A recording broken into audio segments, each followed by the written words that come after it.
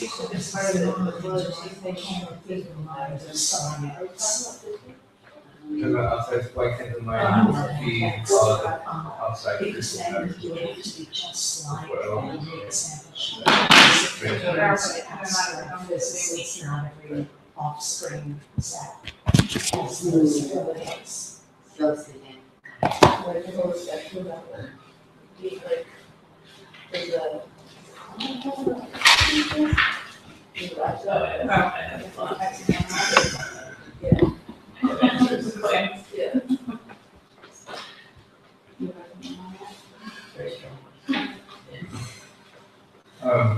If this cause is mine, why can't it be the mind of someone else?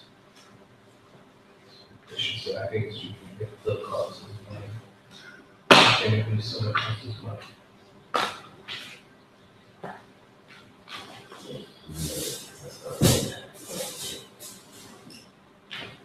Two minds come together, third mind is different. They're not the same, right? Mind.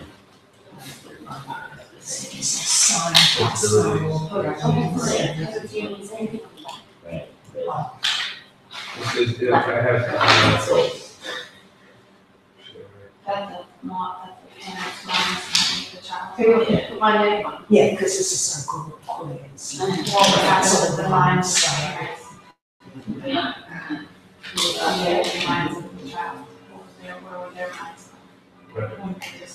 I think that's the argument that your mind will continue if it's someone else's mind. They don't lose their minds when the child is When we created a one, copy paste. Yeah. Swap off cells, very neighborhoods. So why would your mind work coordinate your body does? How are you thinking about your mind? He's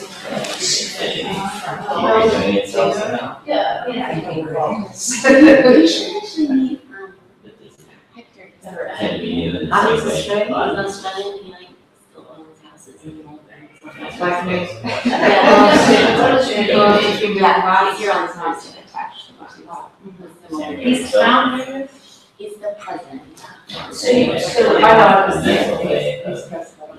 Yeah. I mean, I guess like, the way I think about it is that like, you know, when they talk about different realms, you know, like just say that it's based on.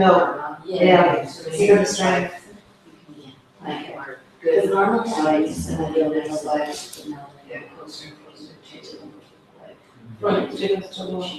Oh, Or in exactly cases, like, how do you come back now, like, Yeah. I think maybe even you in that sense here. Well, 30 years ago, and I mean, I think we are solving issues. yeah, all of them. Your body. Yeah. Yeah. Yeah, I feel like we're going about meiosis and like how, like, in Yeah. a literal way, Yeah. it's the Well, mind. Yeah. So you can join these processes. We can't see it. How long? No, Yeah. because they've had some weird experiments where they've like transplanted muscle brains to the patients, and that person That was actually a kind of course. had characteristics Of of course, the if you want person's to brain. speak, Right here, that's what I'm saying. Is if you there want, memories yeah, or if you want like an actually, action. should they say memories or cells Oh. that essentially our mind could be connected to certain Yeah, you things want to. so bound to the body. Once, twice, you could come in, like, come in for 4 weeks. Anyway, Yeah. to this question. That's It says if the cause is Can mine, I say? right, we've determined that it's not matter. The cause is mine, why can't his mind is his own mind Course and on our YouTube. other's mind? Why can't it be the mind? Oh, so you can actually go backwards. Yes, you can. How you will learn your class. Right, I have, if your mind is just your cause is mine, then. Yeah. So what was yours? Suzanne, What causes your mind to be nervous? Sort of. Previously. Right, yeah. How Each can you- moment of consciousness is preceded by Yeah. another moment of consciousness. So from now. Did we need to come from there to get To your consumption. Actually, it's something that I have like on Friday. Oh, it's so bad. it's cold weather. It's That impressive. Right, the Also, first a neighborhood, it's something safe. inception I'm not coming back. of when it's mine just and you. Yeah. It was just like talk to Drivers the again. previous conception. Yeah, well, that's part of like those 2 weeks. Yeah. So it is, it's like, is anything ever creative? I know it's a very crucial perspective to think about. But like, The quiz lesson. how do things just exist? Yeah, Yeah. there's a. And that's still not here. Yeah. Exactly. Yeah. Such a gas.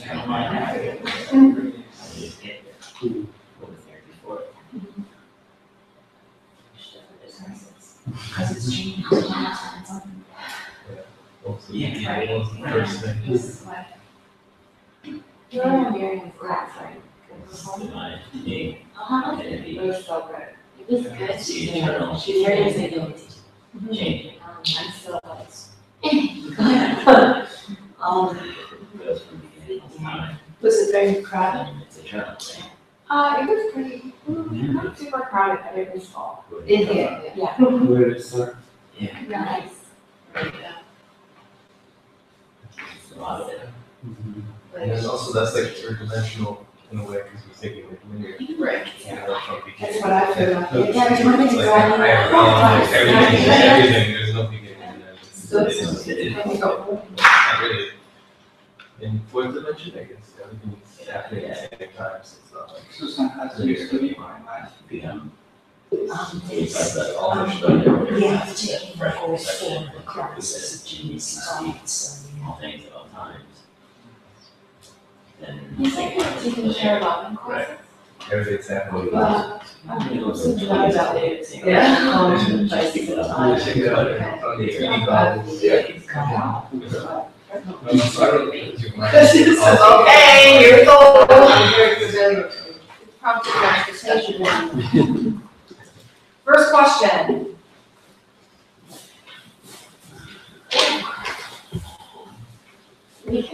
Someone read the question. Explain the meaning of material cause. Explain the meaning of material cause. Material cause causes a result. So material causes a result. So we're It gonna has have similar characteristics. Yes. Yeah, so something that's material cause has a similar characteristic as one. So an example would be what? An acorn turns into an oak tree versus an orange tree. Okay, that works for everybody? We have, last week we talked about material causes. In particular, what did we talk about? Well, what's the second question? Let's start from there. Why can't the cause of the mind at birth be living physical matter?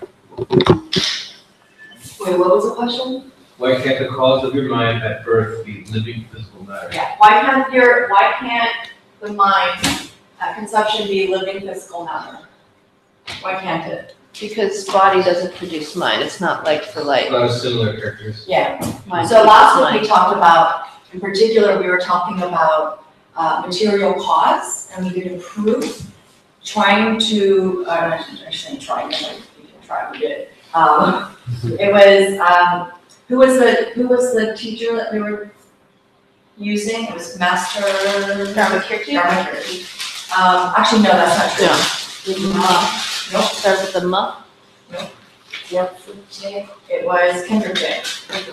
Master deviated, so we've been studying Master Dharmakirti up until last class, and we kind of diverted for a hot sec and moved into Master Kendrick J. And so Master Kendrick J, last week we talked about, actually, let me go over these mentions, so move through them. We talked about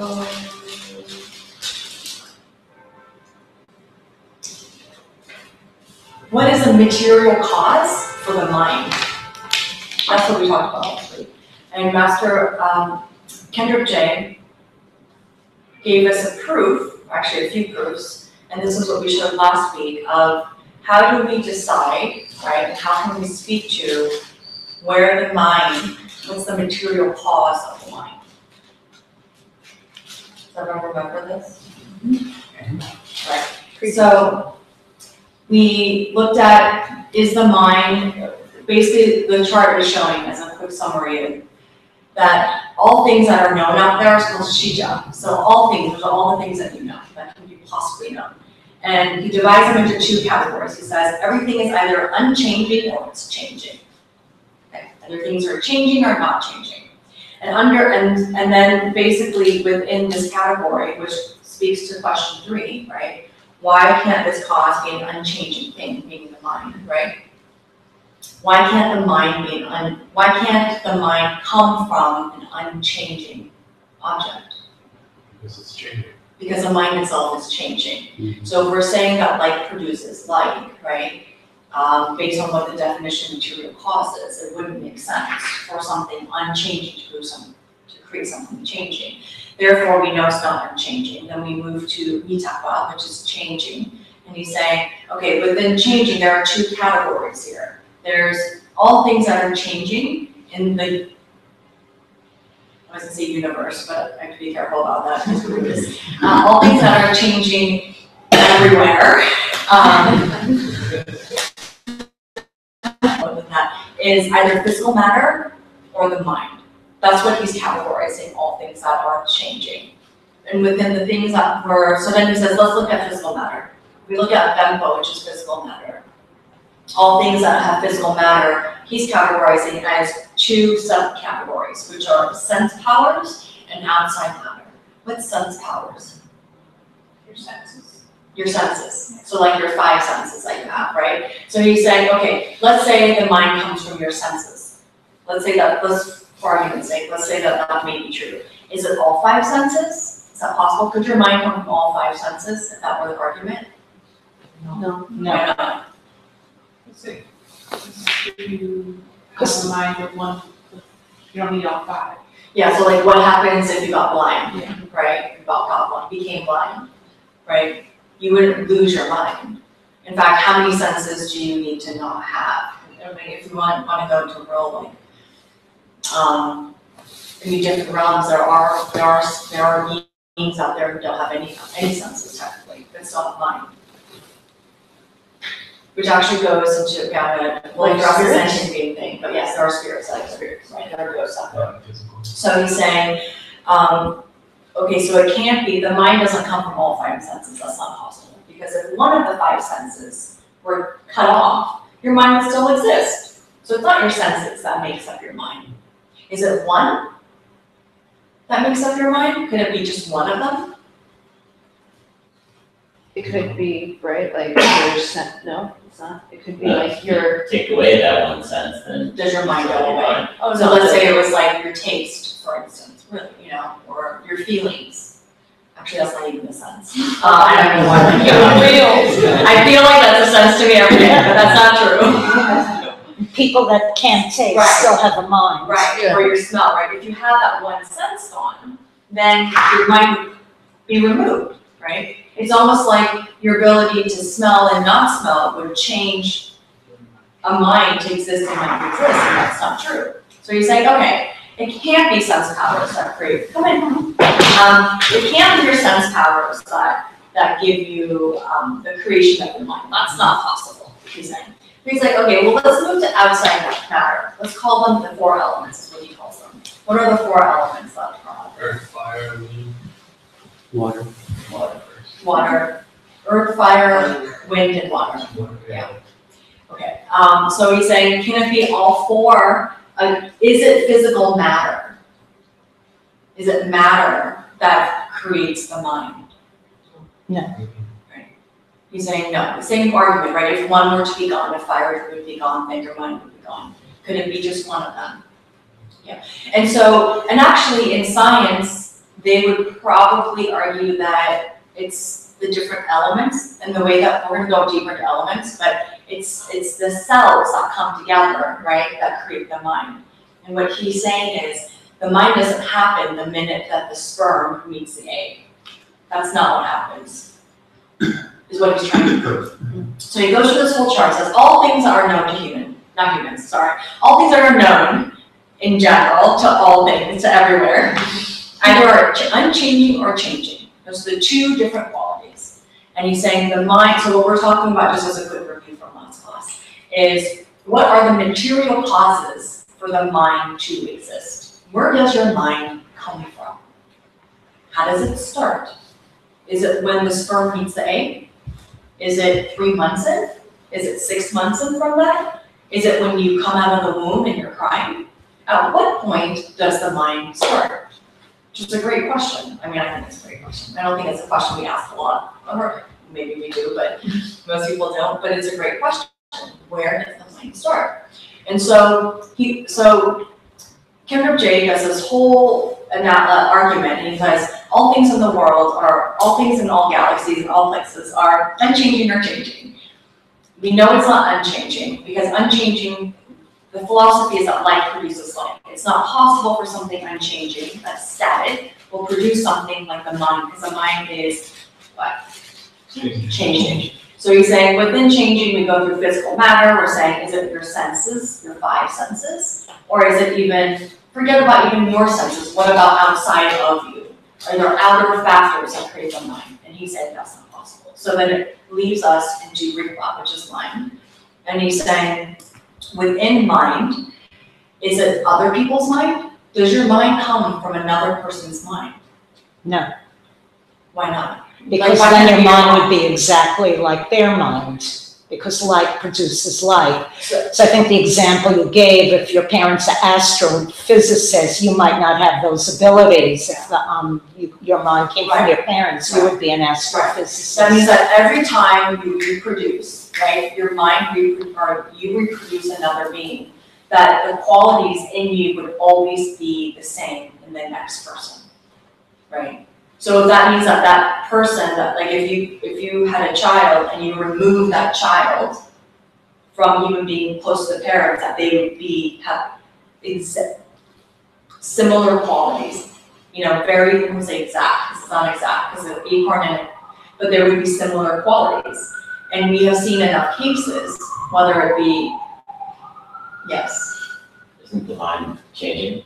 yes, So if your parents are astrophysicists and they give you a piece of their mind, could it change? it might. If they give you a piece of their mind, it changes. What changes the mind does? Yeah. Yes, What's but the it would grow, So it would change in the same quality as your parents, if your mind came from your parents. So then, my parents aren't astrophysicists, but if they were, then my mind might be as qualified in the sciences or qualified even in the arts Sure, because right, they have very good minds. sure, you could argue that, but we also see proof where that doesn't happen. I mean, how many times, I don't know if you know, but like, how many times have you seen very talented or brilliant parents with kids that are not? Or vice versa, right? Parents that are not that bright and their kids are just extraordinarily bright. Like when you see prodigies that come out, it's not always the parents that are prodigies either, right? So it's about consistency, it's not about the anomalies that happen. That's the thing about these proofs, is that it has to be consistent. It can't be like, oh, that one time. Because that's not a proof. That's not the rationale or reason behind where it came from. Yes. What about like twins? Mm. You know, I know how like identical twins. I know we're talking about how your mind doesn't come from the sperm and the egg meat, but like I've heard of like stories of like the mannerisms and characteristics of if twins were separated, they come to find each other again, and there's a lot of commonalities. Yeah. There's also like sympathetic Sure. like feeling, like if Yeah. you feel a certain way, like I felt it too. Yeah. Like so I don't know if that's Yeah. just like a form of phenomena. Yeah. Or- I mean, in this philosophy, we wouldn't say, we're not saying that there aren't other factors that contribute to it. You know, there are other factors that can contribute, it's just not the sole reason behind it. And actually the twin thing, we didn't even go into in today's class, was actually prepare a section of it, one of the proofs that will speak to that. But when you say, like, if two twins come out and they're identical, right? And they have similar type of connections, that's not the same thing to say that they have the same mind. They still have two separate minds, they don't share a mind, right? It's still two separate. Oh, well, what about like when there's like one brain and like Yeah. two, Two entities. wow. They have two brains. Do they have two brains? Or do they have the same one? When they have, from what I know, and I'm not a doctor at all, but the ones I've seen with Siamese twins, they have two separate brains and two separate minds. Wouldn't the argument also be that, like, I don't know, does every, like, the parents couldn't give the kids their minds, because then what happens to the parents' minds? Like, where does it go once it's Right. gone? It also mean you would like be able to read their mind all the time because it was part of your mind too, right? But that's like, to me, that's like saying that the acorn stays an acorn.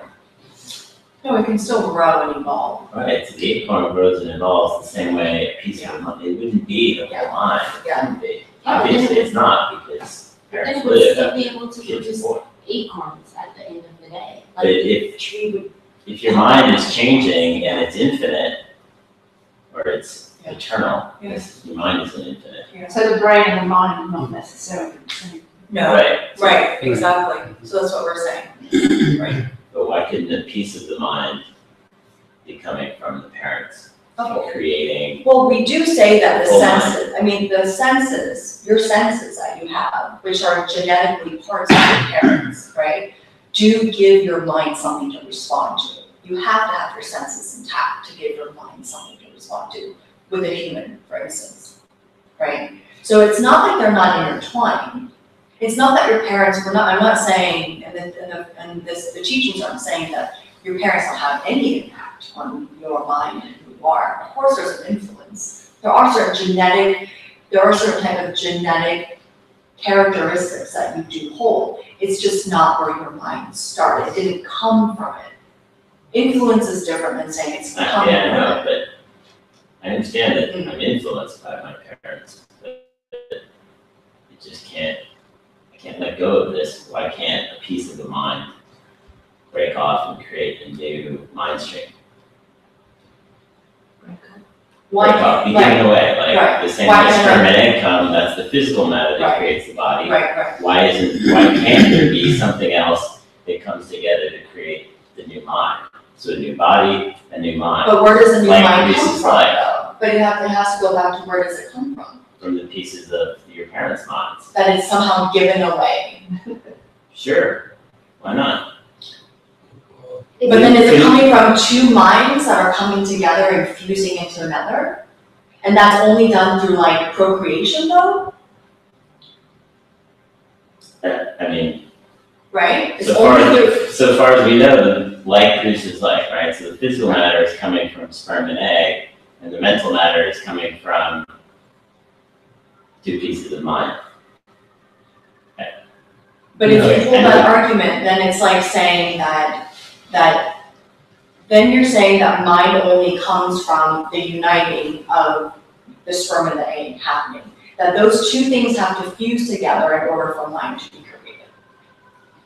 That then that's the beginning of mind. When two people come together and mind is created.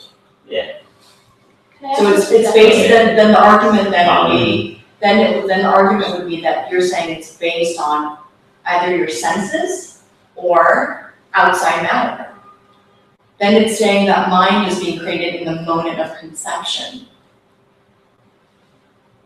And that would just fall back into physical matter. You're saying physically it has to come together and mind starts, which is what the Sharmakas are saying. They're saying mind starts when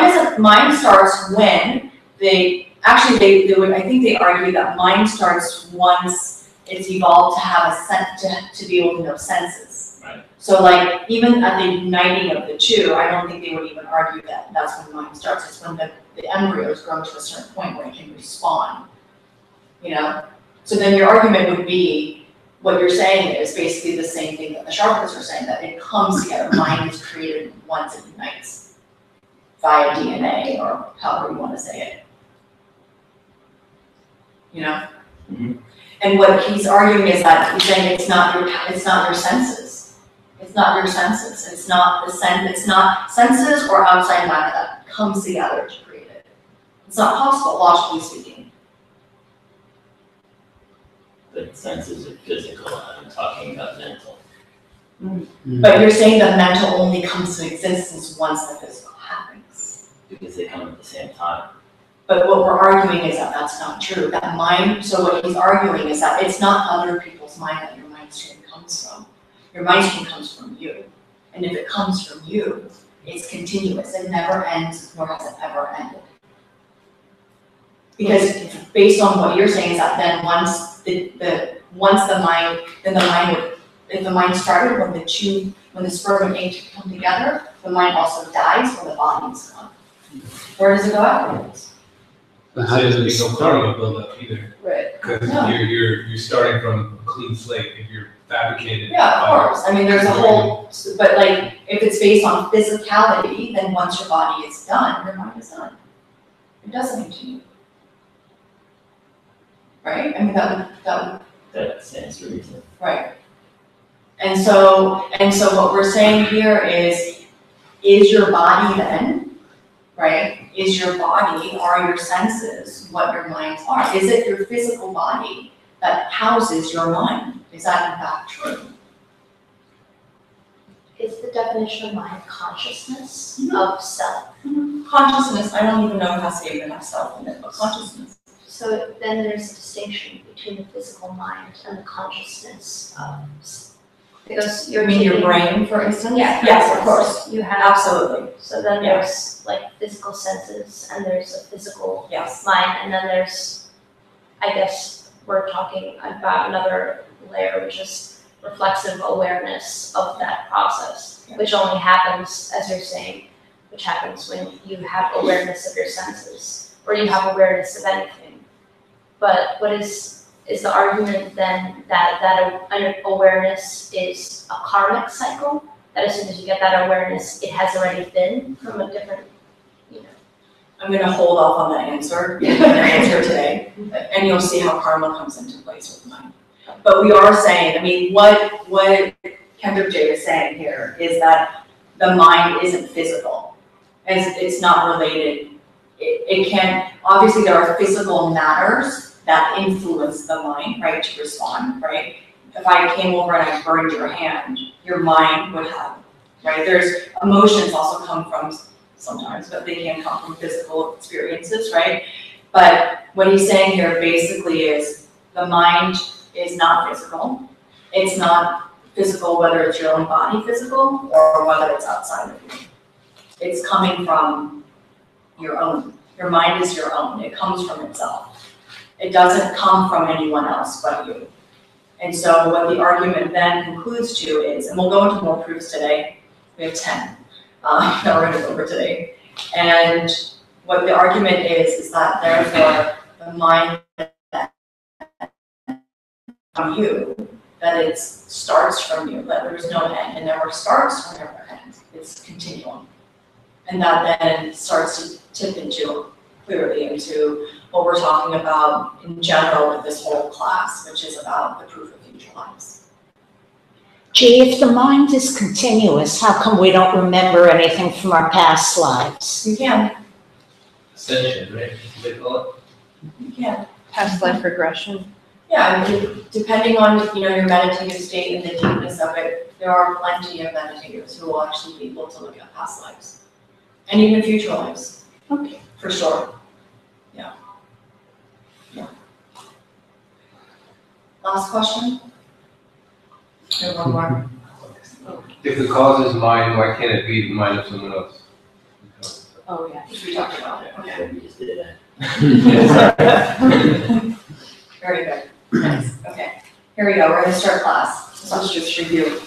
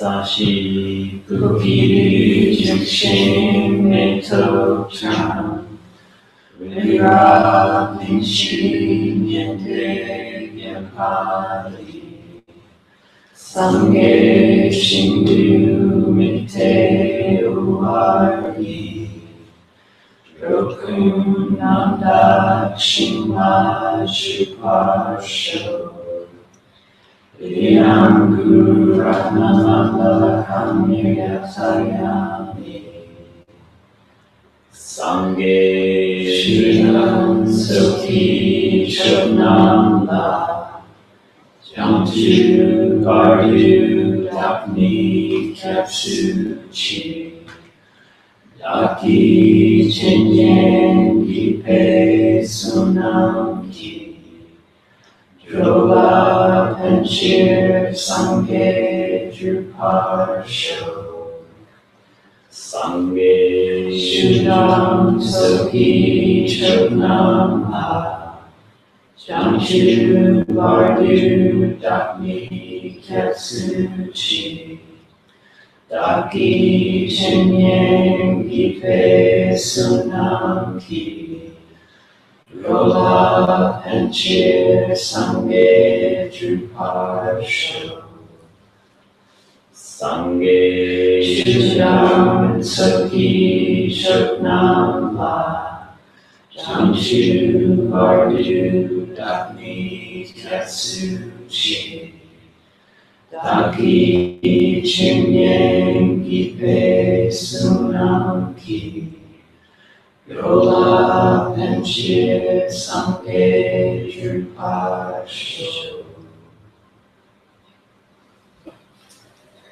You meditate for 10 minutes, so get comfortable.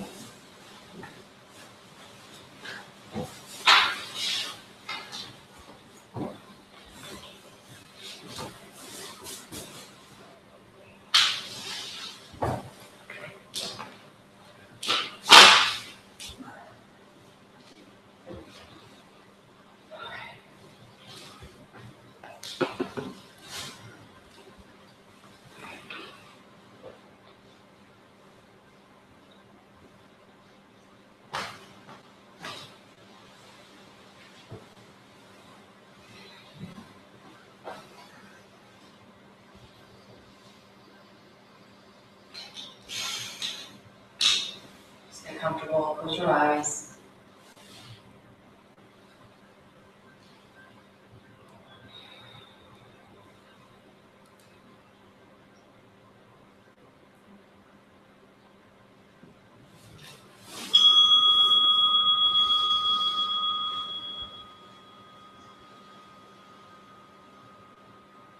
Take a moment and simply relax. Cycle through a few inhalations and exhalations through your nose, gently.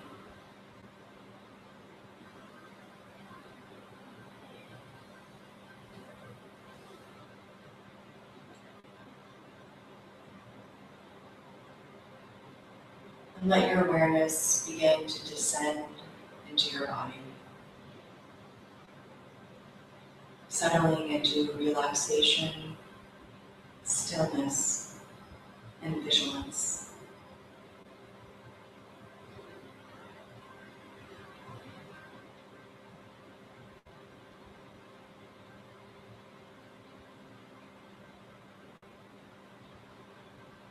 Releasing all control, begin to allow your breathing to flow naturally. So if your breath is long, let it be long. If it's short, let it be short.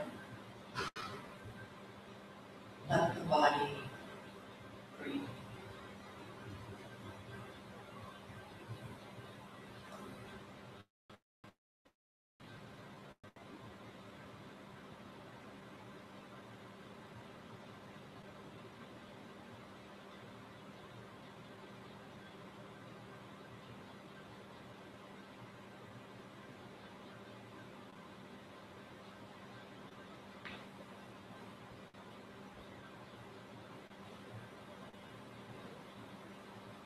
And with a sense of relief and release, begin to settle your mind in its most natural state,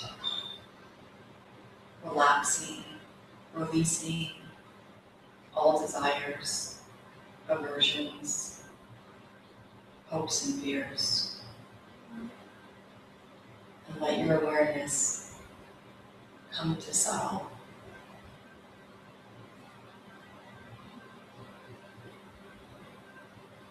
Have it be loose, still,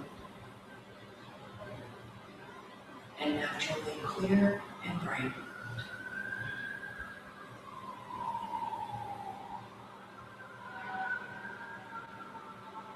Simply rest here for a couple of breaths, not doing anything, simply being mindfully present.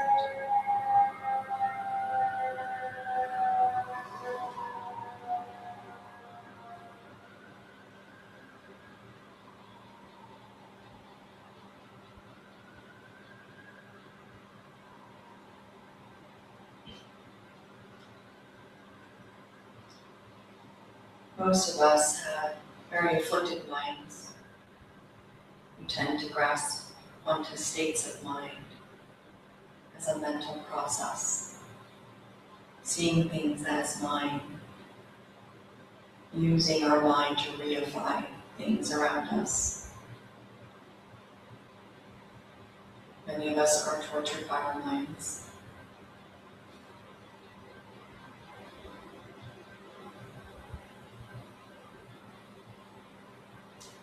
So I want you to begin to consider, what does mind refer to?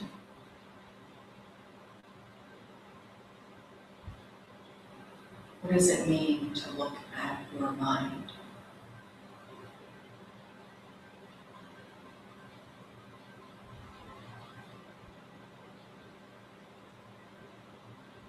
Sometimes you say, or we say, that thoughts occur in the space of the mind.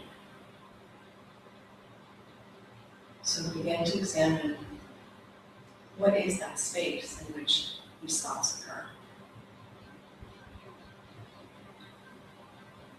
Where these images, dreams, and emotions take place. Examine the specimen that you call mind, in which mental events take place in all the time.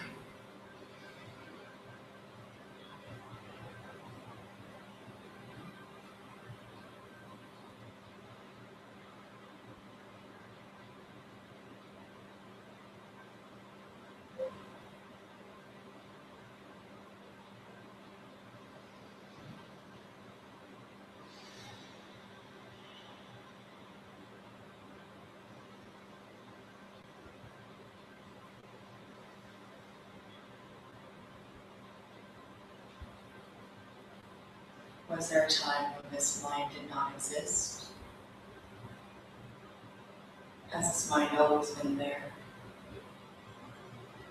Where does it come from? Nothing? Neurons? The mind that tortures many of us, where does it come from?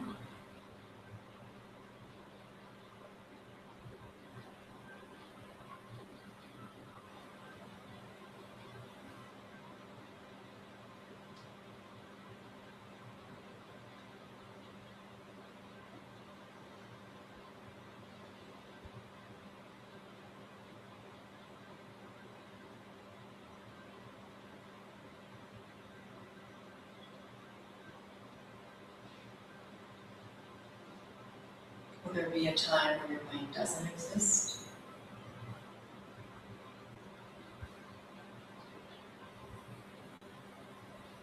Is it independent of your brain, your body, your senses?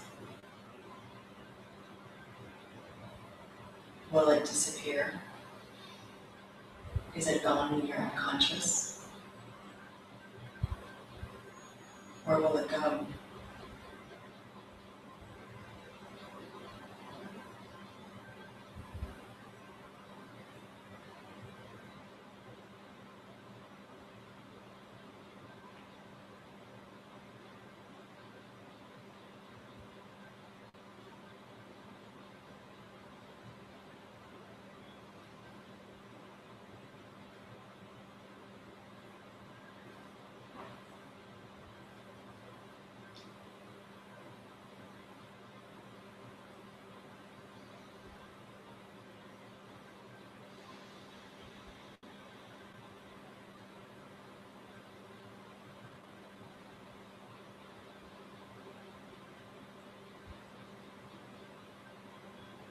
all these thoughts that come out of the mind feel so real.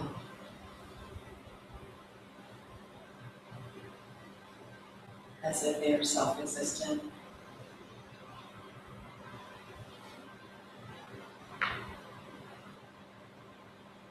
So where do these thoughts even come from that take place in the space in your mind?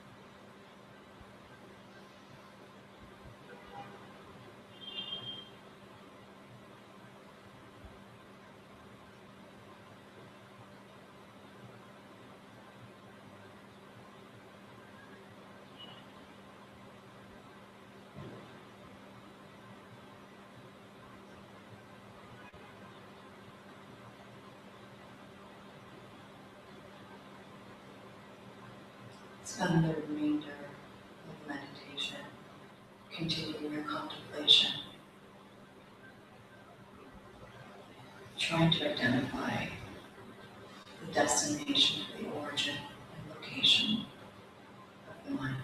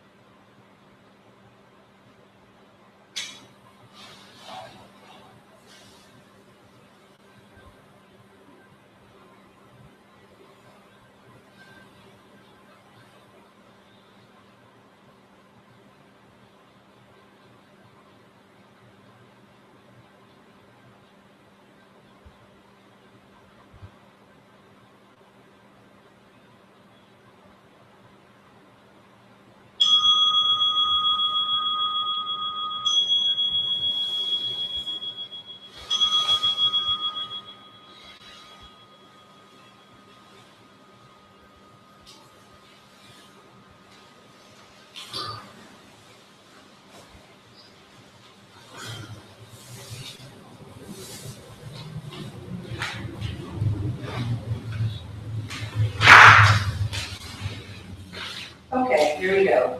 Class 8. Oh, first and foremost, I do want to just circle back. Last week we talked about sentient beings, and I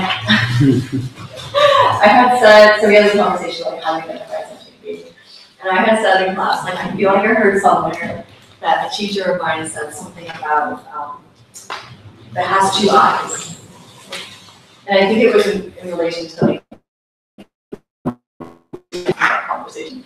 So, and then the conversation went last week into, well, what about muscles? Like, why would muscles be a sentient being? They don't have eyes, so would they be considered a sentient being? And I was talking to my teacher earlier, and we're having this conversation, and I said, you know, there are students in the class that are asking about muscles, and I can't remember the definition of what sentient beings are. What was it? And I said, I remember, it might have been you or someone else, but I remember. He said, he starts the conversation off saying, that's a very provocative, deep question. And I said, really? Because, yeah, I mean, you have to really base it on the capacity of the student. And I said, well, I remember someone saying to me that it was because if they have eyes, that they be considered a sentient being. He goes, again, you have to look at the capacity of the student. And I thought, you know, and so basically where we net out is, there's 2 ways to look at that question.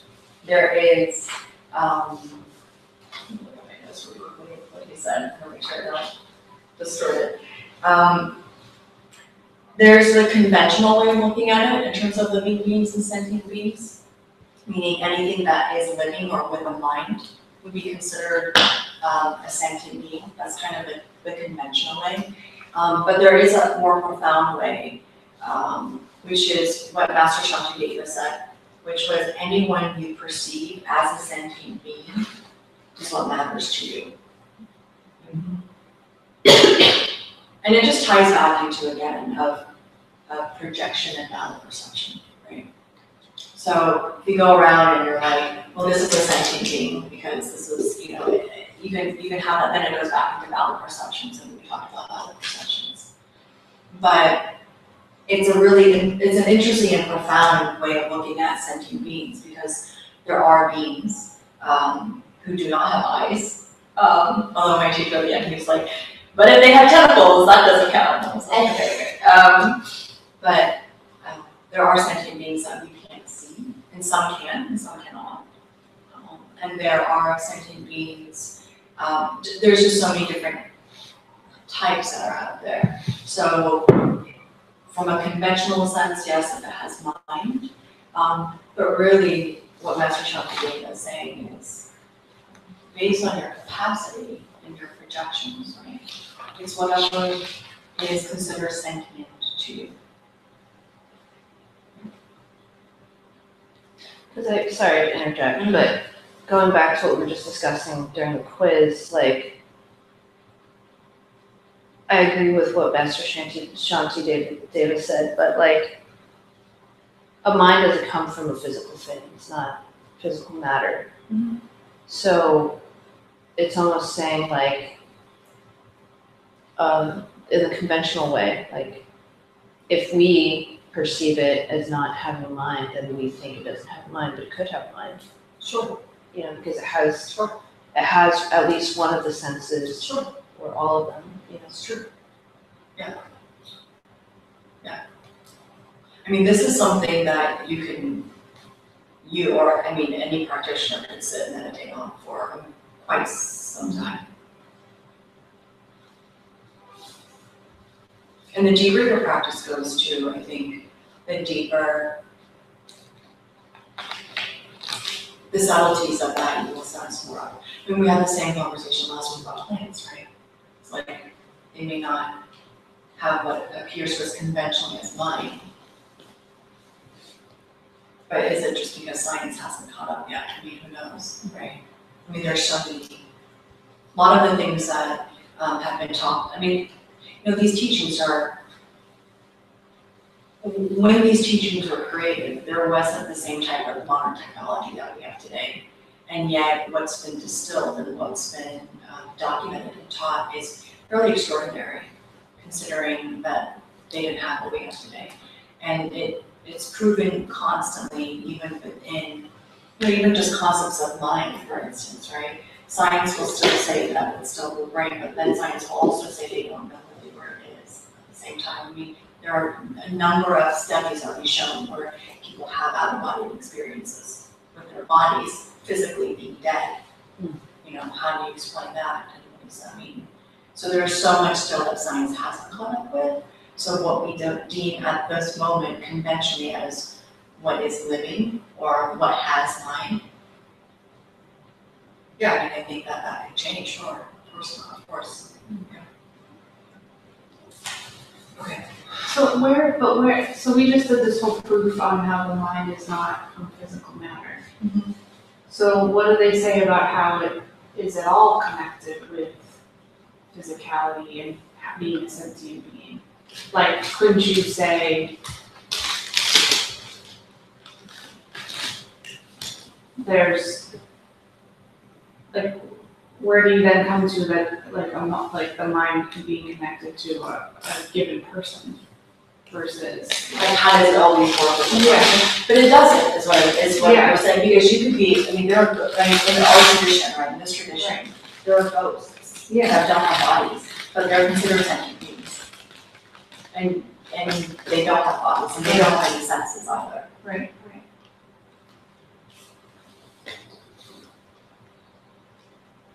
So where's your mind in relation to your body?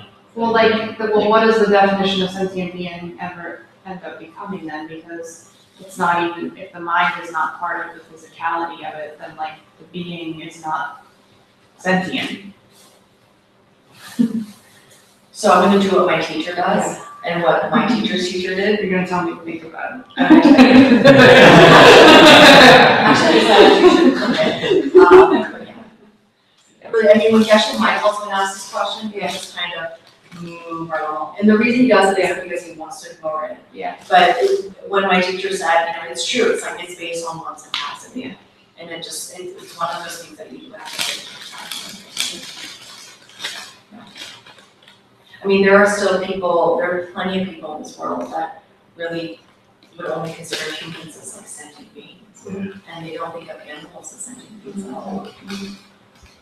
Yeah, right? I mean, we see that on a very gross level, so imagine that's in our realm, right? Of their consciousness, they're not there, how they see it, and then the subtleties that scale down. Like when we were in Hawaii, it was really sad because they have so many roosters that they chain up for cockfighting. And it's just like, how do you do that? Like, it just seems so obvious that that's, to me, right, to us, it wasn't okay. And yet, fine, and, you know, and so it's just, like, that's not really considered a sentient, to them, it wasn't a sentient being at all. It's just, it's a hobby, and it's a life, it's not even livestock, it's just a hobby. I guess they make money off of it, but, yeah, right. Yeah, I mean, even within our country, right, at one point, blacks weren't considered really human, and neither were women. I mean, there weren't the same human rights. So, you know, there are different levels of that. I was thinking about that in regard of sexuality or gender. Sure. How that energy keep impulsing you to change within your identity. Yeah. And I was going back to your Yeah. your theory about like the parents create the energy. So I was thinking, well, if somebody of the 3 children, so that means that the parents' gay energy went into the children. So why the other siblings are not gay? If somebody's, you know, Yeah. or what the energy is like, oh, I'm not involved in this body, I need to change to somebody else. Yeah. Like, it's not even that far. It's like, oh, why not the 3 children are gay? If Yeah. the energy of the parents come to be. Oh, you understand that? Sure, Yeah. sure. So Yeah, it's of course. interesting. Yeah, I mean, I think that, yeah, that's a good point. I think that, you know, so much of spiritual practice, at least that I've been exposed to in the past, before Tibetan Buddhism came into my life, there are these constructs that are always created, like absolutes. And when I was first introduced to Tibetan Buddhism, especially in the Gelugpa lineages, it's so like list heavy and structured, but you actually realize, at least for myself, that the deeper you go into the practice, it's not as structured as you think it is at all. It's a lot more, it's as complex, but in a very different way. And this idea of projection and perception, right? Projection and emptiness, it's a constant, like, all the time. Like, even how we talk about gender is a great thing. You know, how do you define man or woman, female or male? What does that look like? What does that even mean? We have these societal constructs that have been created of these absolutes. So even when Master Shantideva is saying sentient beings is your projection, I mean, back then, that's quite profound, right? I mean, that's just about sentient beings, let alone race or gender, you know? I mean, it's like whatever you deem, whatever you see, whatever, it's not a judgment, it's your projection, whatever your projections are based on your capacity. And he's also having that conversation, I would assume, because it's tied to, matters to you, so it's all about your practice. Like, once you deem something as being a sentient being, that's where you need to infuse your ethics, your morality, your practice, because that's really the main reason. It's not a question of like, should I eat or should I not? Or should I use it or should I not, right? It's once you know that and you've decided that the sentient being, there are certain type of karmic implications of how you choose to interact with that being. That's really the main thing. Yes? Sorry, someone's asked this in another class, but like, what does Buddhism say about evolution? In terms of what? I mean, if we're talking, like, not even that we evolved from monkeys, but if you go like way back, if I'm reading this book about like octopi, and the origins of consciousness in the deep sea. And it's pretty wild. Yeah. And when we go back like billions of years and we're thinking about like a planet that's water, and we're talking about the origin of life from like a single cell. If we're, so there's that. And then we're talking about this consciousness that like never ends and never began. But you're only looking at an finite way of this universe, right? Of this. Okay, so the Buddhist answer is that this is one planet. The story of life on one planet, and then there's this other. Yeah, I mean, this is just like, we're just one, I mean, we don't believe that we're the only things existing on this planet, in this galaxy, is what I meant. Nor do we think it's only on this earth. I mean, even when we talk about realms, it's not on this physical earth. I got this YouTube link I could send you. This guy apparently was a Martian on Mars, and he's now a human. Yeah. And he was a pilot, and his other buddy who was a pilot is also a human now. There you go. Get the YouTube link. Yeah. I got you. But that would be, I mean, that would be from what I know, right? I mean, is there anything else that you know that you've heard? I mean, I know that there is a So lot. yeah, it's all the different, in the scripture, it talks about it a lot of times, all the different worlds. Yeah. It's like worlds upon worlds infinitely. So it stands to reason that, you know, not only are we just not alone in the multiverses, this is where we're coming from. Somebody asked a question last week, well, as population grows, where does this all come from? So just from Earth necessarily. Mind stream's infinite and eternal, who knows where it comes from?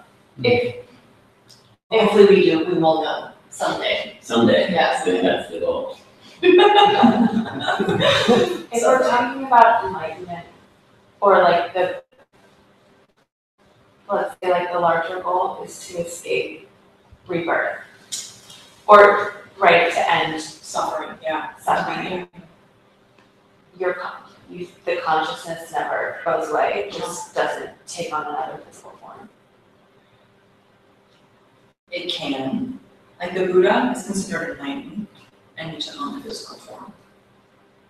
So you can be projected. Maybe we start getting to like projections. I know this sounds like so crazy, so I don't even know how much I should get into it, but enlightened beings can be projected as humans. Or as anything. They can be projected. Once you're enlightened and you are omniscient, you can be projected in 1,000 different ways at one time if you want to. But this, whatever it is, like the essence, the consciousness still continues to exist. Like it's not like it just burns up like a flame. No, you're gonna be around forever. So doesn't That's what they're saying. Science says too that energy never dissipates, it only changes form. Right. So when you go from one life to another, or you're transitioning, it's not like it's burning out. It's, even if it looks like it's turning to dust, it's actually just changing form. The energy is still there. It never dies out. But energy can neither be created nor destroyed. Right. Energy is just energy. Just doesn't go away.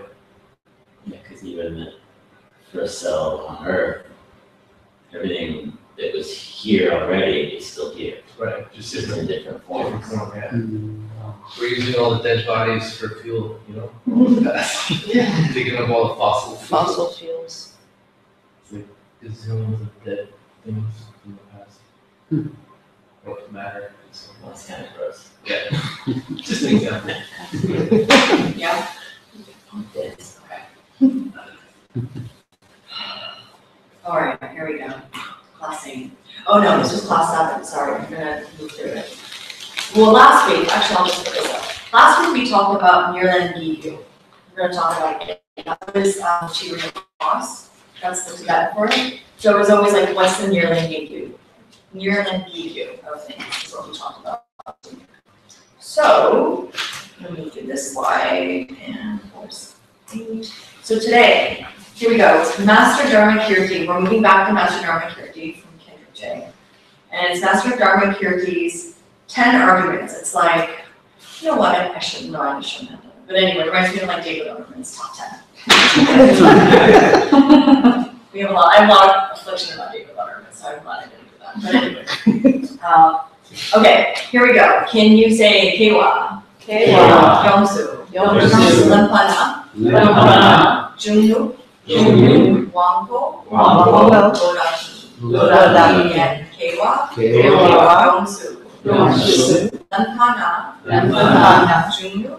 Junyu. Wangpo. Wangpo. Lodashi. So Kewa is when? Yungsu is a person. Lanpa is takes. Birth is not. Junloop is breath passing in and out. Wangpo is sense colors.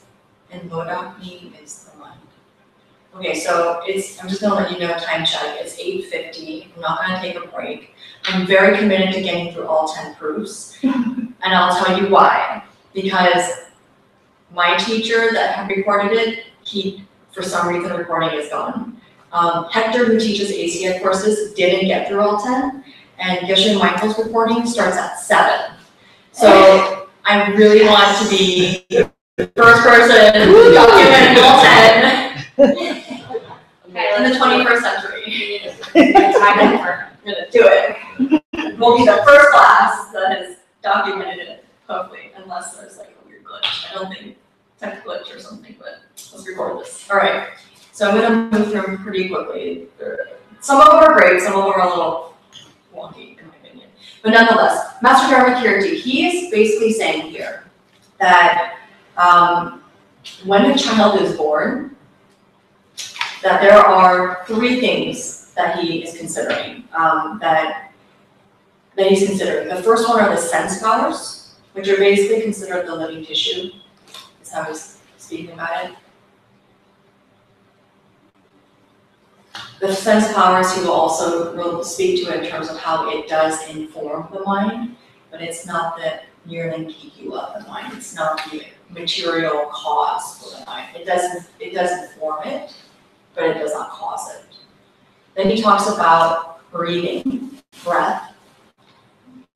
That when a child is born, there are 3 main qualities that a child has, is what I should say. There are the sense powers that the child has, that the child is breathing, and that the child has a functioning mind. So when a child's crying, you know that there's something comfortable about the child, they're laughing, so there's some sort of sense, like there's a consciousness that's already intact. And what he does is he's going to use these 3 qualities to then argue where the mind does come from.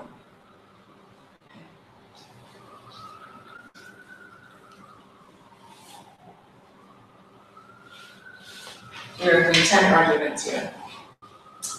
Okay, here we go. The first one is called Rangi Rikla Tumeichen. And there are 3 different, so the way these proofs work, it's very much the Uba. It's like any logic class that you'll take into Tibetan Buddhism. The first one, he says, is take those 3. So breath, sense powers, and mind. And the second one, he says, is they did not come from something not similar. So the way that there's a structure here is really confusing, and I apologize for it. I don't, but it's basically, there's a reverse. So the first one is always take whatever object he has that he's bringing up. So take those 3, say breath, sense powers, and mind. Second one is they did not come. It's the opposite. They did not come from something not similar, meaning that is to say they come from something similar. And then the third one that he ends the proof on is because the baby has them now, it must be from something, because the baby has them now, it must be from something similar substance of a material cause. So he's saying, take the breath, the sense power, and the mind. They come from something similar, basically, because the baby has them now. It must come. So the breath, the sense powers, and the mind must come from something with a similar material cause. Okay, that's the first argument. That's the first proof, and they're a compilation of 10 proofs that you will work through.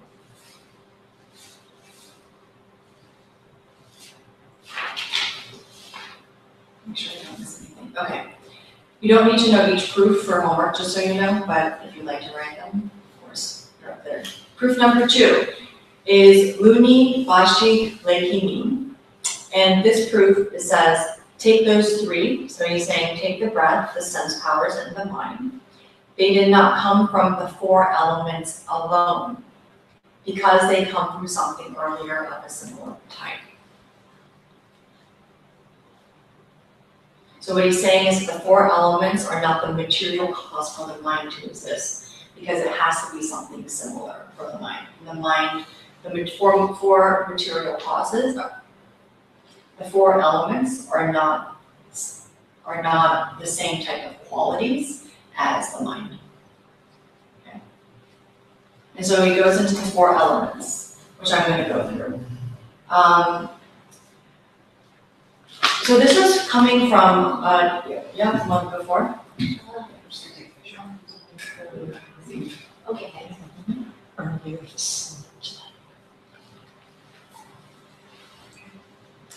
So we're going to go through 4 elements, and just go through them quickly.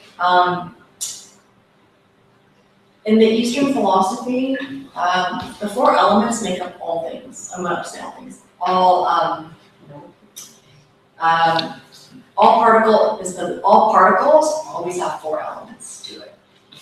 Yeah. So like every particle that you see has a quality or some sort of mix of the 4 elements. It's in the Western system we have like the periodic table. They would have like the elements table, for instance, that would really make up all the different components. Every component has one of the 4 elements. Okay. So the first one in Earth is Sashim Tepa, that's for Earth. It's a metaphor basically for energy creating the hardness of the world. So anything that's Earth has like a hardness to it. There's the subtle qualities that they'll speak to are solid and rigid. Or the 2 energies that they would use is solid and rigid. Sometimes you'll hear, what is it? Ayurvedic, teachings. They'll talk about elements in your dosha, right? Your fiery, your watery, your earth. They'll have these elements. So even human qualities have these different doshas or different elements part of you. So if you ever gone to like a Chinese or an Eastern doctor, they might say like, I'll go to mine, and she'll say, oh, stick out your tongue. And I'm like, she'll take a picture of it. She's like, wow, you're really damp today. I'm like, that sounds disgusting. Like, Jesus. Like, not good. She's like, you need to have a lot of moisture. I'm like, I know what that means, but it's interesting because it's all based on the 4 elements and when they treat you. Or a couple of weeks ago there's a lot of fire, a lot of heat. And so it's working on different parts of my body to start to reduce some of that heat. And I could tell I was just like having this a couple of weeks where I was raging. And there was a lot of heat buildup. So Earth is the subtle qualities of that are solid and rigidity, basically rigid. And it's really whatever you see that creates a hardness in the world. Water is called Chulin Shing Sherwa. Water has the wetness, or damp. It's the energy that allows for things to be moist and flowing.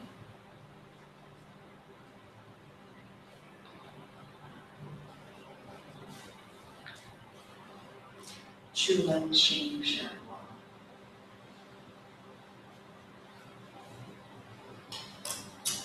Fire. I'm sorry, yeah, of course. These 4 are the homework. So the subtle quality is dampness? It's, the subtle energy would be like moist and flowing. Moist and flowing. Mm-hmm.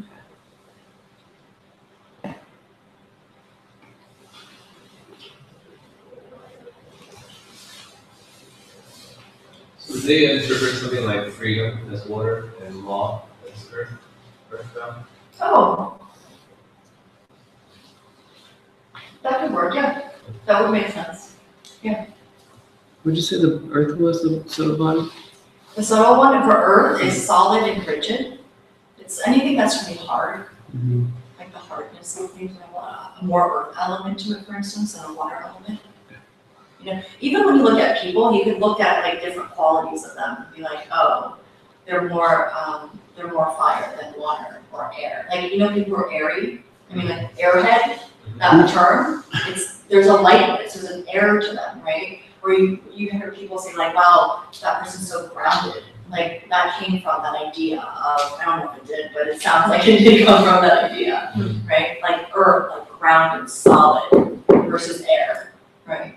So you think of like, it's been around for so long. It's not part of our system in the US, but it's definitely part of what this tradition is coming from. So fire, it's Mesa Shing Sekwa. And the subtle energy of fire, the way they describe it is hot and burning. You know, so when you talk about fiery personalities, it's that kind of heat.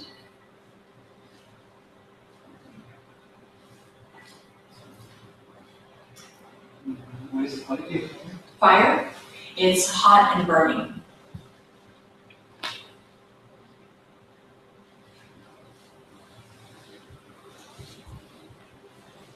Okay. And the last one is air. Long Yang Qing Yola. Air. So like the subtle energy would be wind. So sometimes we hear the term Long. Have you ever heard that term? When sometimes someone goes into retreat, they have Long. They say that all the time.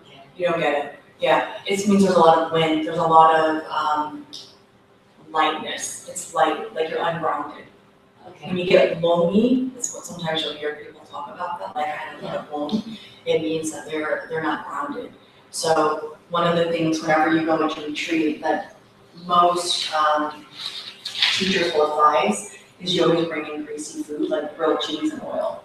Because if you do get lonely, they basically want you to deep fry a grilled cheese sandwich in a frying pan to really ground you. Because people get totally delusional. It just ungrounds them. It's too much air happening in their subtle body. Why? Because they're just thinking about it. It could be diet, it could be sleeping. Like it's easy to go into retreat and not sleep. You know, people are thinking, I mean, you're bringing up usually a lot of stuff.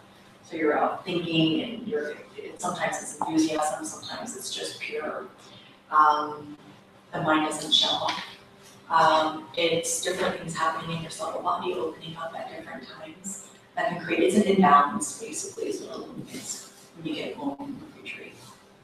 And so you're trying to counterbalance it.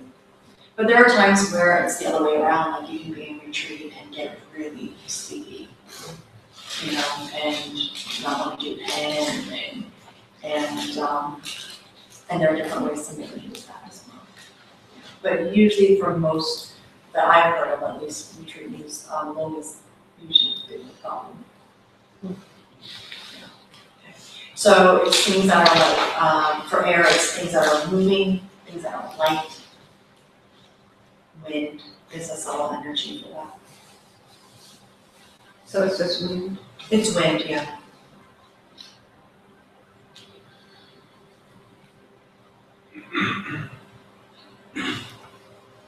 Or no, sorry, the subtle energy for that would be light and moving, or lightness and moving.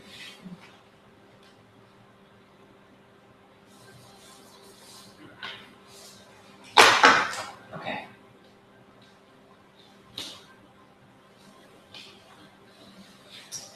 Proof number 3, no Tibetan. Number 1, he says, take those 3, the breath, the sense powers, and the mind. They did not come from the elements alone, because the elements are not a living being, is what his proof is. Is there any Sanskrit or Tibetan that goes along with that? No.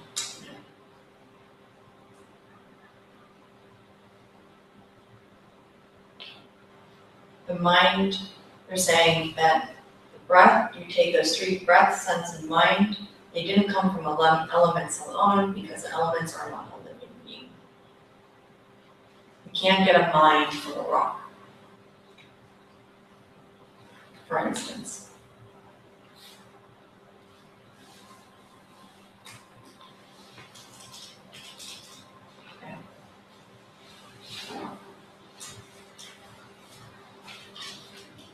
And so I think the other thing too, to just brush up on quickly on this proof is the mind is not limited to physical matter. If it were, then if I said to you now, take your mind to your kitchen or to your bedroom, or now move your mind to your bathroom. In fact, move your mind to your bathroom and sit on your toilet. You could do that, right? So if it was attached to, what he's arguing here really is, if your mind was attached to physical being, how is your mind there while it's still here, and your body's still here? Your mind can actually be in different places, right? It's possible, isn't it? We see all the time, right? So that's what he's saying here, that it's not coming from physical elements, it's not coming from physical matter. Or else the mind couldn't even move to different places, it'd be tied to the body all the time. Proof 4. Take the mind, he says. It is not something which does not cross into the next life because of the mind's ability to continue itself. Let's say that again. Take the mind. So he's now moving out the other two that he brought in, right? So he's taking out breath and he's taking out the sense powers and saying, let's take the mind. It is not something which does not cross into the next life because of the mind's ability to continue itself. So what he's saying here, that the mind produces the next state of mind. There's a continuity happening. If, let's say in your lifetime, like even from your memory, right? The mind moves from moment to moment to moment, right? It has a certain type of, it moves from one moment to another moment. There's a continuity. So what he's saying here is, why would it then suddenly just stop? That's just proof in number 4.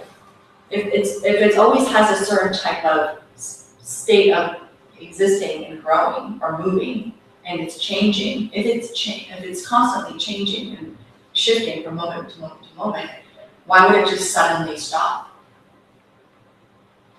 What would suddenly make it stop? Your physical body? Well, proof number 3 is saying it's not tied to your body. It's not tied to elements. So then why would your mind stop, is what he's saying here.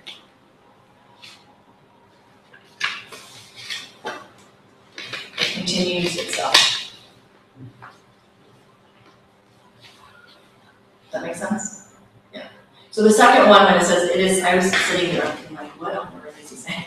When he says it is not something which does not cross into the next life, it's the negative, so you take the positive, right? It is something which crosses into the next life because of the mind's ability to continue itself. Yeah. But when you reincarnate or when you come back, you can't go into 2 bodies. It's always linear, right? One at a time. It's like one vessel at a time. I've never heard of 2 bodies. I've always heard one vessel, if it's human. Right, yeah, it's human, yeah. And then when they pick the Dalai Lama, they have him as a kid pick different objects from a bunch of stuff to see if he's the same person, right? Mm-hmm. That's like the one test that they use. Crazy. Yeah. There's a documentary about that too. Oh, is it? Mm-hmm. It's called, I'll find out, it's on Netflix. There's a couple actually. It's like a missing child or something like that. Yeah, there's like 2. It's fascinating. And in fact, actually I'll just say this is not the same thing, but I have a brother-in-law who is just so anti-spirituality. Like, you don't even understand. He thinks it's just all bullshit.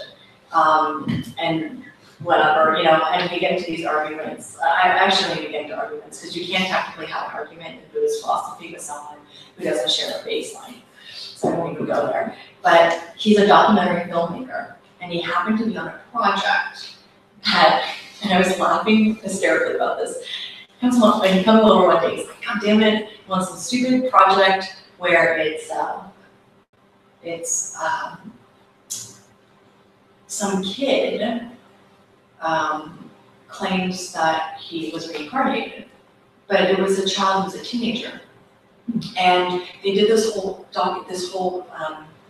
series on different people who got to talk about feeling like they were reincarnated, like had memories.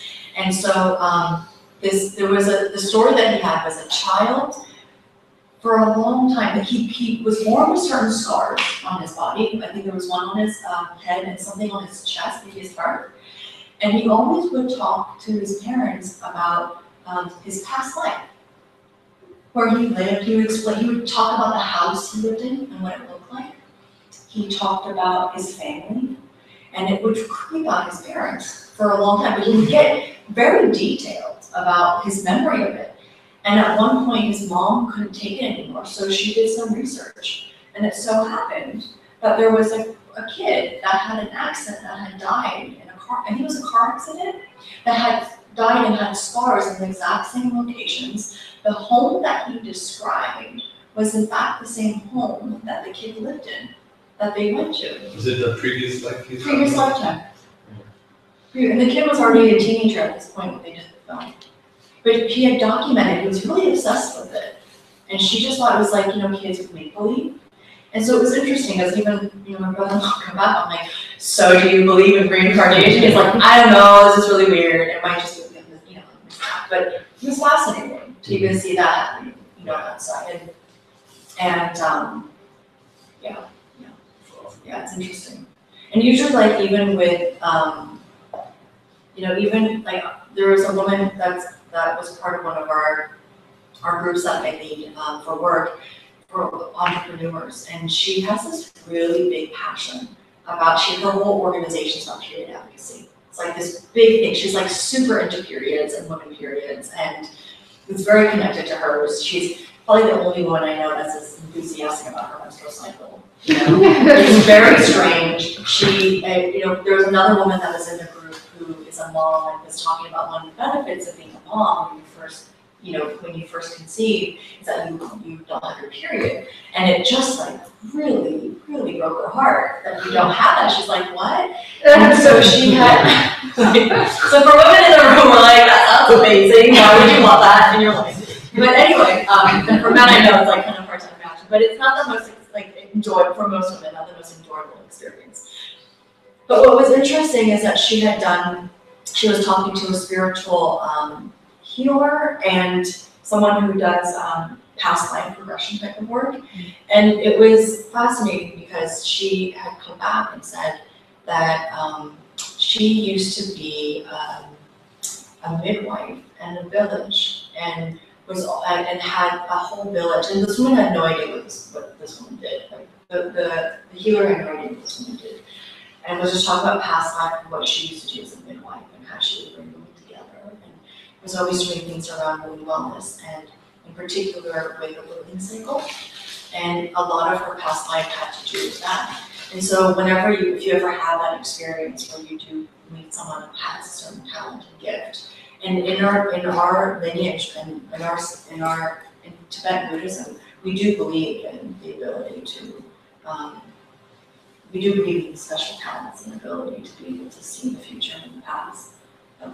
That clairvoyance is a possibility for sure. And there are certain lamas you can go to and ask for clairvoyance and readings as well that will give it to you. But it was interesting where for her it made so much sense, and most of the times if you ever have any type of readings of sorts, it usually makes pretty good sense. You're like, oh, that makes sense. Okay. I digress. Okay, here we go. Are we on 5? Okay, 5. Okay, so now he says, let's take the elements now. He says, take the elements. They are not the cause of the 3, because there should never be cases where the elements fail to cause the 3. So he's basically reversing the argument here. He's saying, let's take the elements, breath, living tissue, breath, the 5 sense powers, and the mind, right? Let's take the elements. He's saying, they are not the elements, they are not the cause of the 3. because there should never be cases where the elements fail to cause a 3.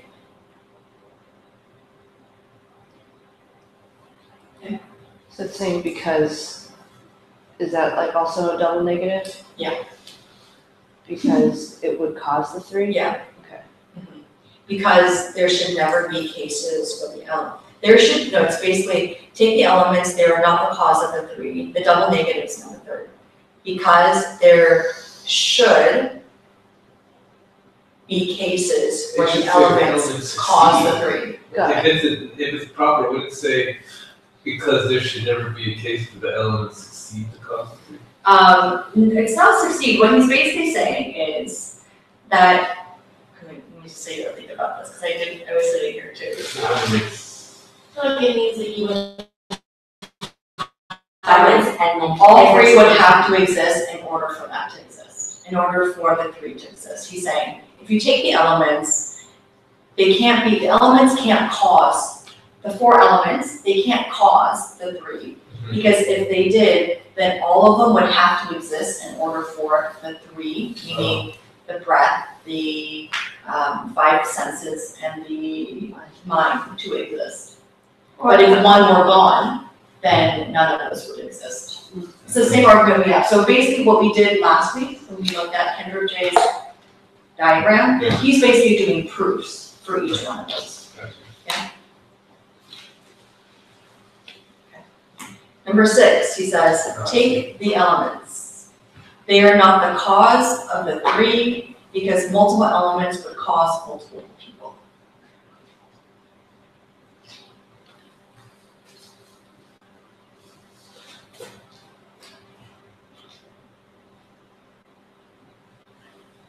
That whenever the elements would come together, it could be like, maybe it's, we'll have 4 minds, we'll have 5 minds, we'll have 6 minds, but that's not the case.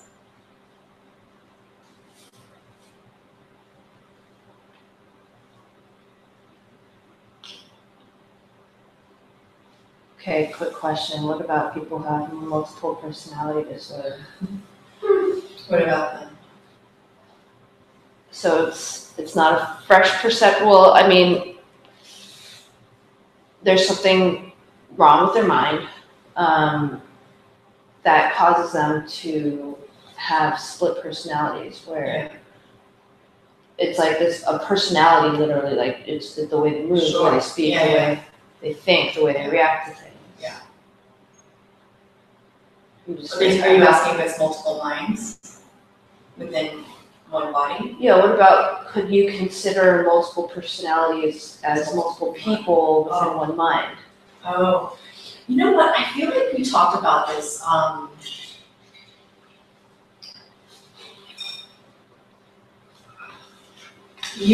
Okay, so I don't remember in the scripture, but I feel like I feel like we've talked about this, or I've heard this conversation, and the way that Buddhists would speak about multiple personalities is just an imbalance of the mind. That's how they would. That's from my recollection how I've heard of it in terms of multiple personalities. It's not considered different personalities per se. I mean, it might be expressed in that way, but it's really an imbalance of the mind. Or what if, like, I mean, I don't know if this happens within the Buddhist community acknowledges. I was just kind of thinking during meditation about when demons, take over a person. Yeah, the vessel, the body. So would you say that there are 2 minds within that vessel because they're fighting each other? I've never, in Christianity, you get demon possessed. A lot. For instance. Yeah, a lot. Does it happen in Buddhism? Yeah, I've never heard that. Actually, it's a really good point. I've never heard that in Buddhist philosophy in terms of being possessed by a demon. I've heard of ghosts, causing serious issues within one's life, for instance, but not in terms of possessing one's body. Have you heard of that? I've never heard of it. So that's so interesting because I think it's interesting because in Christianity it's so prominent. It is, yeah, exorcism is like, It's like it's a It's thing. a business. Uh-huh. I don't know, Business. this isn't Buddhist philosophy, but like I have spent a lot of time in Asia, and I have friends who are Malaysian Chinese. Yeah. And it's, my experience is that like the Chinese diaspora in Southeast Asia, they preserved some cultural traditions that you can't find in mainland China. Anyways, I was with them and we were like walking on the street, like literally after eating fried noodles. And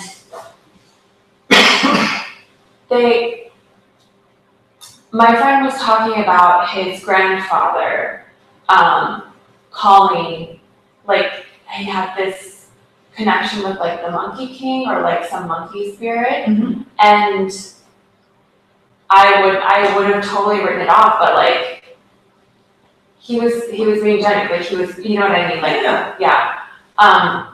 And we went to this temple and there was this guy who was training to channel the monkey spirit. And I'm not sure, like, because culturally Chinese are Buddhist. Depends. But I don't, no, right. Yeah. And that's like a complicated Mhm. thing. I'm not trying to get too complicated. I'm Mhm. not talking about monkey spirits, but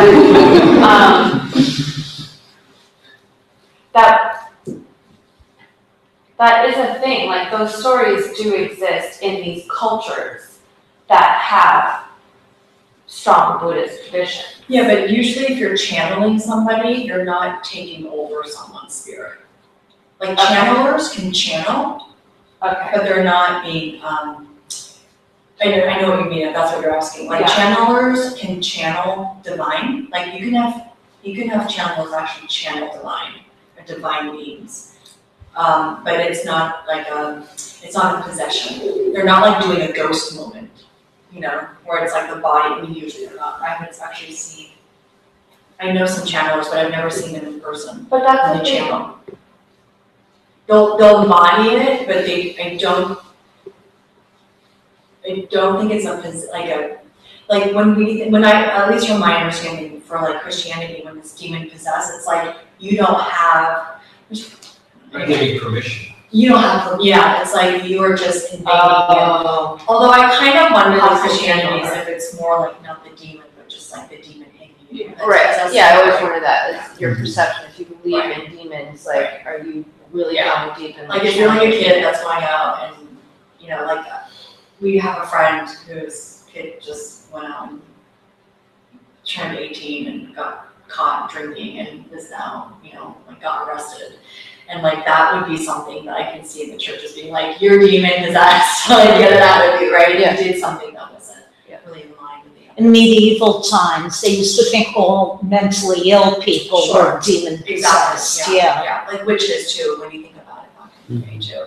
But with channelers, from what I know, it's not like a takeover, it's your vessel that's moving through you to be able to channel that energy out.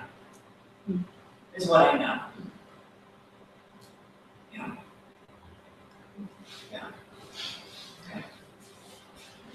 Anyway, moving on. Everyone's gonna be like looking on YouTube. Proof number 7. Okay, I'm gonna make one note on YouTube, just on a note, and I'll say it too because I've heard it from teachers of mine. Be very cautious about visuals of meditations on YouTube if you ever decide to like look around. And the reason for that is it's like the same thing. Have you read a book and watched a movie? Yeah. Which one's better? A book. Depends on the perceiver. It does depend on the perceiver. Good answer. Usually from the book, right? And so when you start seeing visuals of meditations, for instance, which are out there, it's limiting, and it will limit potentially your capacity to even have your experiences, A. And secondly, sometimes, I'm not saying all, but sometimes, if not many times, some of that stuff is not even quite correct. So just caution. Anyway. Okay, number 7. take the four elements, which are the basis of the sense powers. They are not the material cause of the mind, because you can damage the sense powers, and you don't always damage your mind.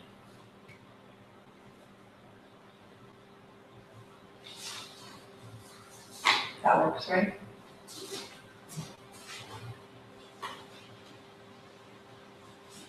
So just a note too, if you're doing your readings, this is Dharmakirti having a debate with the Sharkas.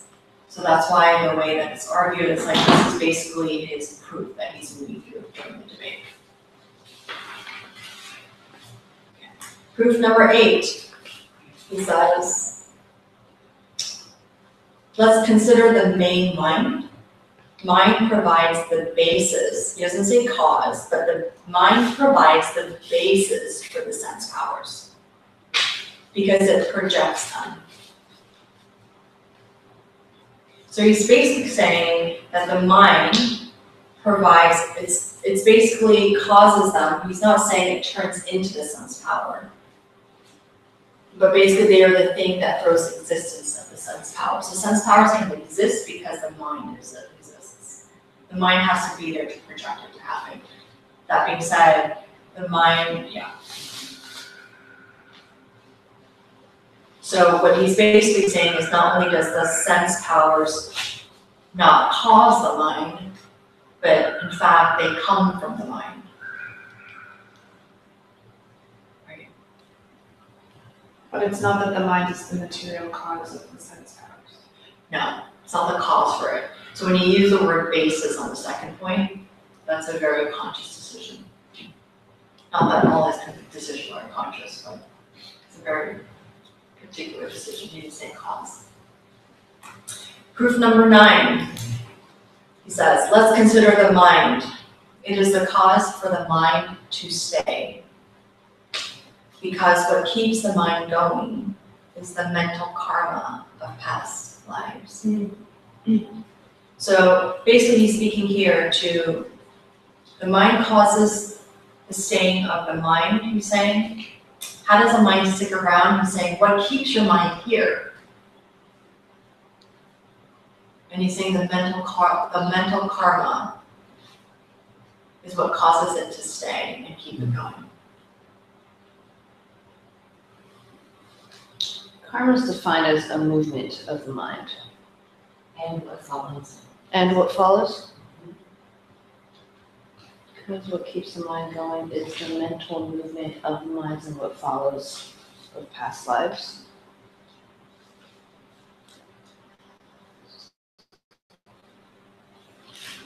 Can't wait till we get to karma. That's what everyone says. Class 5, course 5. Next course, Cool. karma. 3 months of karma, then we're gonna move into the holiday. Right. Close a year. Yeah. Now you have all this karma knowledge. Just reboot 2019. Yeah. New Year's Yeah. resolutions. Karma resolutions. Like, I'm gonna maximize my karma. Yeah. We'll get really excited about karma. That is. Last proof. I can't believe we're here. It's so exciting. Okay, let's consider the mind of a normal person at the moment of death. It does not cross the line into a similar state of mind in the next life because it possesses desire at the time of death. So we're going to talk about this more next week, but it actually refers to the wheel of life, if some of you know. And so what he's saying here is that at the moment of death, there is a moment, when you look at the wheel of life, there's a particular moment where your desire is what perpetuates where your next life is going to be.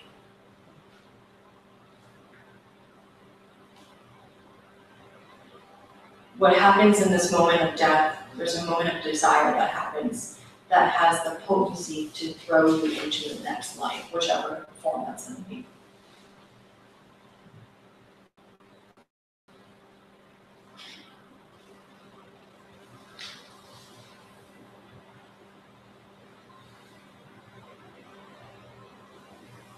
You did it, you got through all We 10. got through all 10. Yep. Documented. Okay. Nice, thanks for hanging in there, everyone. All right, that's it. So before, Oh, can I yes. just say one more thing? Yes, of course. We've talked a lot about compassion in Buddhism and how it's one of the most important things we can cultivate. So, sentient beings, if they are decided by us, decide on the compassionate side. Because you're generating, I mean, think about how you can generate more and more compassion just by looking at all the beings around you. And if you want to think it's sentient, why don't you do it? It's good practice. It's really good practice. I love your vegetarian.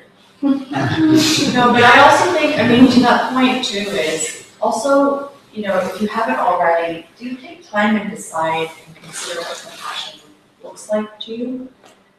And I say that because it's something that I've been re-looking at myself. I think that we have different ways of how compassion is.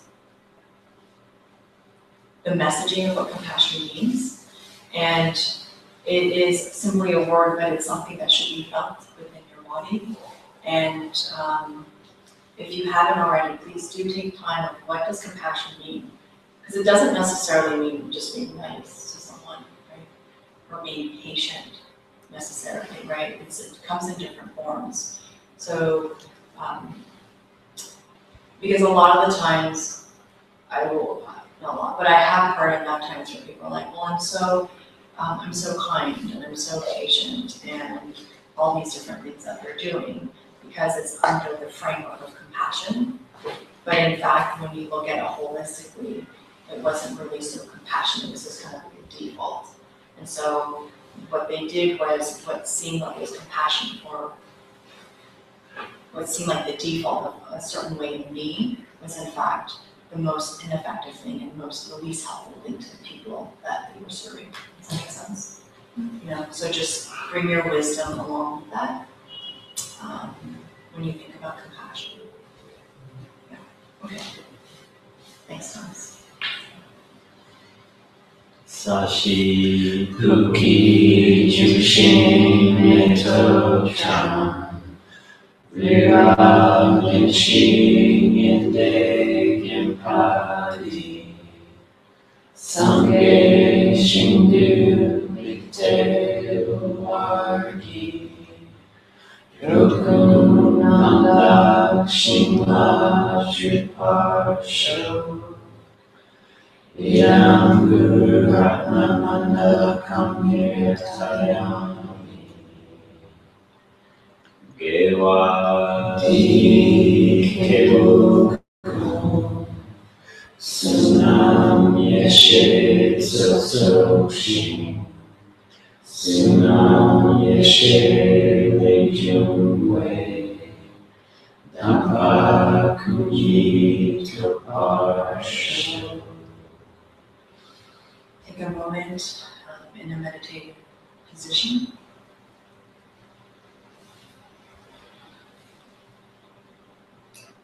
Ground yourself. And remind yourself why you came to class this evening. What was it that inspired you or motivated you to come? What was your intention?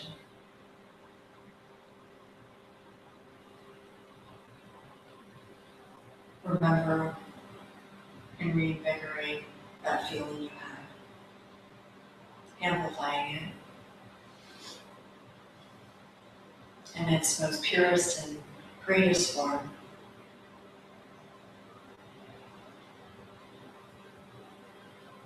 And dedicate it to someone who you love, someone you may have compassion for, someone who needs it.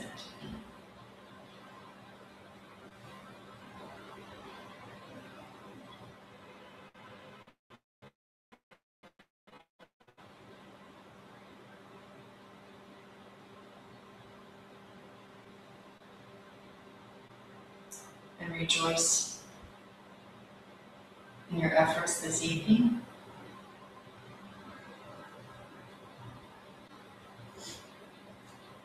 And yet I'm saying, good night, everyone. Thank you. Thank you.